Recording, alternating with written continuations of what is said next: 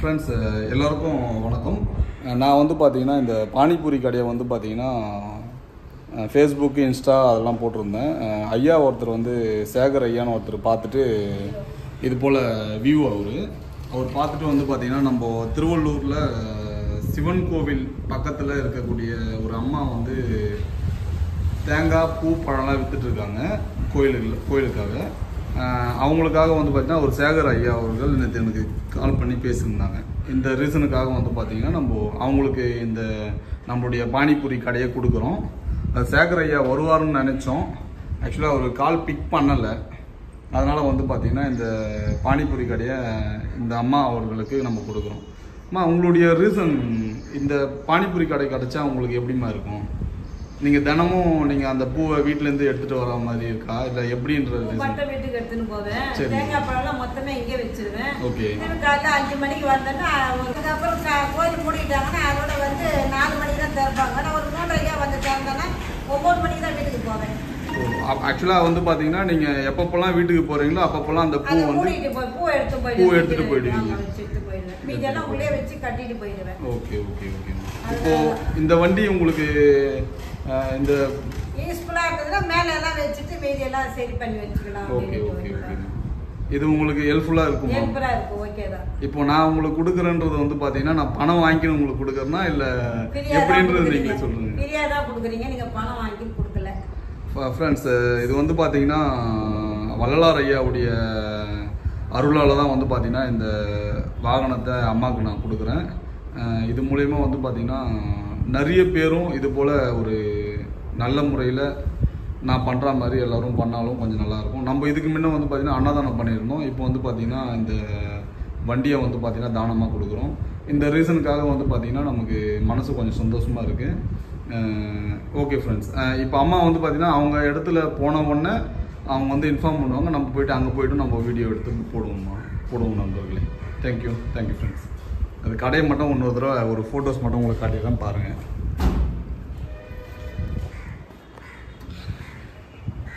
இந்த கடையை தான் அம்மா கையில் கொடுக்க போகிறோம். நன்றி. கொஞ்சம் ஹெல்ப்ஃபுல்லாக இருக்கும்ன்றது நான் கால் பண்ணுங்க. அவர் நம்பர் எங்க செல்லுக்கு நான் போடுங்க. நம்ம சொல்கிறீங்களாம்மா இருப்பீங்க. அதனால உங்களால் முடிஞ்ச உதவி மட்டும் யாராவது இல்லைன்னு சொல்லி வந்து கேட்டாங்கன்னா நீங்கள் கொஞ்சம் பண்ணுங்க. பண்ணிக்கிட்டே இருப்பேன். இப்போ காலையில் கூட சரி, எந்த நேரம் யாருன்னா வந்தாலும் என் கடையில் தண்ணியோ டிஃபனோ எனக்கே வந்தால் கூட அவங்களுக்கு பசினா கூட நான் கொடுத்துருவேன். சும்மா தான் இருப்பேன். திட்டுவா இருப்பேன். நீ சாப்பிட வாங்கி அவர் உங்கள் பையன் தான் சாப்பிட வாங்கி கொடுத்தா நீ எடுத்து அவங்களுக்கு கொடுத்துருப்பா. அவங்க சாப்பிட்டு சந்தோஷப்பட நமக்கு பசி அடைக்கிட்டு இருப்பேன். என்கிட்ட டெய்லி தண்ணி குழந்தைங்க அழுதா கூட காசு இல்லைன்னு அவங்க அம்மா பணம் பேசுகிற போத தண்ணி தாகம் தான் முதல்ல முக்கியம். முதல்ல எடுத்து கொடு. நான் டெய்லி ஒரு 6 பாட்டில் தண்ணி தாகம் கொடுக்குறேன். கொஞ்சம் 50 பாட்டில் டிஃபன் எடுத்துட்டு வருவார். அவருக்கு தண்ணி பாட்டில் ஒரு 5 பாட்டில் 6 பாட்டில் கொடுத்துருவேன். கோயிலுக்கு யாருன்னா டூர் வந்தாங்கன்னா அவங்க ஒரு 4 கேஸ் 5 கேஸ் ஐயப்பன் டூர் வந்தாங்கன்னா தூக்கி தண்ணிக்கு எடுத்து போட்டுருவேன். ஏன் அவங்களை துட்டு கொடுத்து வாங்கி போகிறீங்கன்னா இப்போ வந்து நீங்கள் போய் வாங்கணும்னா நான் ஐயப்ப சீசன் கார்த்திகை மாதம் நான் 10 மணிக்கு தான் வீட்டுக்கு போவேன். அது வரைக்கும் இருமுடி இதெல்லாம் இருப்பாங்க. அந்த நேரத்தில் தண்ணி எங்கே கடை முடிவாங்க. அந்த நேரத்தில் எங்கிட்ட எப்பவுமே தண்ணி 1 லிட்டர் 1/2 லிட்டரு தண்ணி இருந்துக்கிட்டே இருக்கும். 2-3 கேஸ் அது உடனே தூக்கி வண்டியில் போட்டுருவேன். அதுக்காக இந்த வண்டி இருந்ததுன்னா இது உள்ளே எல்லாத்தையும் வச்சுக்கிட்டு என்கிட்ட ஒரு பாக்ஸ் இருக்கு. இருந்தாலும் அதுக்குள்ள இந்த அகல் இதெல்லாம் போட்டு வச்சிருக்கிறேன். கற்பூரம் அகல் வாங்கின சாக்கெல்லாம் வச்சிருக்கிறேன். வெளியே வச்சுட்டு எடுத்துக்கிட்டு வைக்கிறது சிரமப்படுறோம். அதனால தப்பி பார்த்தது முதல்ல இது வாங்கி தரேன்டா இது மாதிரி இருக்கு அப்படின்னு சொல்லிட்டு சொல்லுவேன். சரிப்பா அது போகும் புளியமா போகும் அதெல்லாம் வாங்கி போடுவேன் அப்படின்னு. கார்த்திகை மாதம் 3:30 வந்துடுவேன் கடைக்கு. காலையில் நைட்டு காலையில் 4 மணிக்கு திறப்பாங்க. நான் 3:30 வந்துடுவேன் காலையில். ஏன்னா என்கிட்ட சொல்லிட்டு போயிடுவாங்க கரெக்டாக அம்மா 4 மணிக்கு நான் மாலை போனோன்னா நான் கரெக்டாக 4 மணிக்கெலாம் கடை செட் பண்ணிடுவேன். அவங்க வாங்கி மாலை போட்டு வர்றதுக்குள்ளே கொஞ்சம் அவங்க திருப்தியாக இருக்கும். அதனால நான் அதை செஞ்சிருக்கேன். அதனால இப்போ அவங்க நம்பி என்கிட்ட சொல்லிட்டு போயிட்டாங்கன்னா 1 மணினா கூட நான் வந்து தேவைப்படும். ஏன்னா அவங்களுக்கு நம்மளை விட கடவுள் மேலே நம்பிக்கிற நம்ம அது மேலே இருக்கிறதுனால நம்ம கிட்ட சொல்லிட்டு போயிடுவாங்க. உங்களுக்கு எத்தனை பசங்கம்மா? எனக்கு 3 பொண்ணு, 2 பொண்ணு கல்யாணம் ஆயிடுச்சு. இன்னும் ஒரு பொண்ணு இருக்கு. இவர் பையன்? இவரு எங்கள் சொந்தக்கார பையன் தான். சொந்தம் இல்லை, சொந்த சொந்த காரணம் அடுத்த பிள்ளையாக நம்ம பிள்ளை தான் பார்க்கணும். அப்பதான் நமக்கு வந்த திருப்தி கிடைக்கும். கரெக்ட். என்ன சொல்றீங்க? கண்டிப்பா கண்டிப்பா.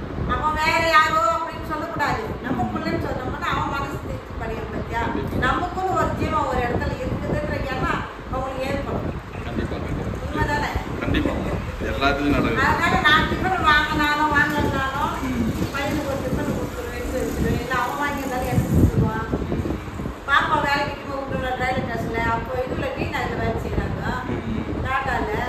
அதனால் அவங்க டெய்லி காலையில் போயிட்டாங்கன்னா 8 மணிக்கு போயிட்டாங்கன்னா ராத்திரி 10 வரும். செகண்ட் ஷிஃப்ட் போட்டாங்கன்னா கொஞ்சம் இதுவாகும். அதனால கொஞ்சம் இது போயிட்டு வந்துடுவோம். அது கொஞ்சம் எடுத்து நம்ம உள்ள எல்லாருக்கும் ஒரு புள்ள நம்ம வீட்டில். அவங்க வீடு வந்து டார்லிங் பின்னாடி இருக்கு. சரிம்மா, இந்த வண்டி நல்லபடியா பாத்துங்க. உங்க பேர் இருக்கிற மாதிரி 10 பேர் நான் ஃபுல்லா செட் பண்ணிட்டு நீங்க வந்தீங்கன்னா பாத்தீங்க சாமி சிக்கர் அப்படியே சொல்லிட்டு வந்த உடனே சாமி சிக்கரை வாங்கி ஒட்டிடலாம்ல அப்படின்னு சொல்லிட்டு ஒட்டிட்டு ஃபுல்லா செட் பண்ணிட்டு அவங்க ஒரு போட்டோ எடுத்து அனுப்பிச்சு விட்டுடலாம். ஓகேங்களா? பேர் இருக்கிற மாதிரி இருக்கும். எனக்கு உங்களுக்கு கவலையே போடாது. கண்டிப்பா கண்டிப்பா. அதனால தான் சரி பார்த்தோன்னே எனக்கு வேலை சொல்லிட்டு போவோம். சேகர் நம்ம எங்கிட்ட இல்லாதனால அவர் ஃபோன் நம்ம பண்ண முடியல. நீங்க பார்த்து கொஞ்சம் சொல்லிட்டு நான் பார்த்தாலும் ஃபோன் பண்றேன். ரொம்ப நன்றி. இந்த வண்டியுடைய விலை 45,000 ரூபாய்மா. இது வந்து பார்த்தீங்கன்னா வள்ளலார் ஐயாவுடைய அருளால வந்து பார்த்தீங்கன்னா இப்போ உங்களுக்கு ஐயாவே வந்து பார்த்தீங்கன்னா உங்களுக்கு அது ஃப்ரீன்னு சொல்லக்கூடாது. நம்ம அது வந்து அன்பளிப்புன்ற ஒரு இதுல உங்களுக்கு கிடைச்சிருக்கு. இது மூலிமா நீங்களே பண்ணுவீங்க நாளைக்கு. அவ்வளோதான். சரிங்க. 4 கேஸ் தூக்கி போட்ட பாத்துங்க தண்ணி. நான் பார்த்த குழந்தை குட்டியோட தண்ணின்றாங்க. தண்ணி இல்லாத இந்த இடத்த விட்டு மணி என்னாச்சு 10 ஆச்சு. இந்த இடத்த விட்டு போனா ஒரு கடை இருக்காது. 4 கேஸ் எனக்கு முக்கியம் இல்லை. இந்த குழந்தை குட்டி தான் எனக்கு முக்கியம். திடீர்னு தண்ணி வேணும். அப்போ 2 குழந்தைங்க அம்மா தண்ணி நின்றுங்க அங்க வாங்கிக்கலாம். இத்தனைக்கும் வீட்டுல தான் வந்துக்கிறாங்க எல்லாரும். குழந்தைக்கு தண்ணி எடுத்துட்டு வரல. ஆனா நான் என்ன பண்ணேன், ஒரு 4 கேஸ் 5 கேஸ் எடுத்து போடுப்பா வண்டியில. என்ன பாட்டி காசே வாங்கலட்டாரு. எனக்கு காசெல்லாம் முக்கியம். முதல்ல தண்ணி ஓப்பன் பண்ணி குழந்தைக்கு கொடு அப்படின்னு நான். அப்புறமா தான் மறுநாள் எல்லாம் மலைக்கு போயிட்டு வந்து பிரசாதத்தை கொடுத்து போனாங்க. நீ கொடுத்த தண்ணி எங்களுக்கு யூஸ் ஆச்சு பாட்டி. இல்லைன்னா நாங்க எங்க கஷ்டப்பட்டு இருக்கோம். கடவுள் யாருக்கும் ஒரு கருணை காட்டு வரும்பா. காட்டாத இருக்க மாட்டாரு. 100 பேர்ல ஒரு ஆள் புண்ணியம் பண்ணியிருந்தா கூட அதுதான் நம்மளை காப்பாற்றும். கண்டிப்பா கண்டிப்பா. புரியுதுங்களா? 100 பேரும் பண்ணணும்னு கிடையாது. அதுல ஒரு ஆள் பண்ணாலே போதும் நமக்கு. அது கடைசி வரைக்குமே நம்ம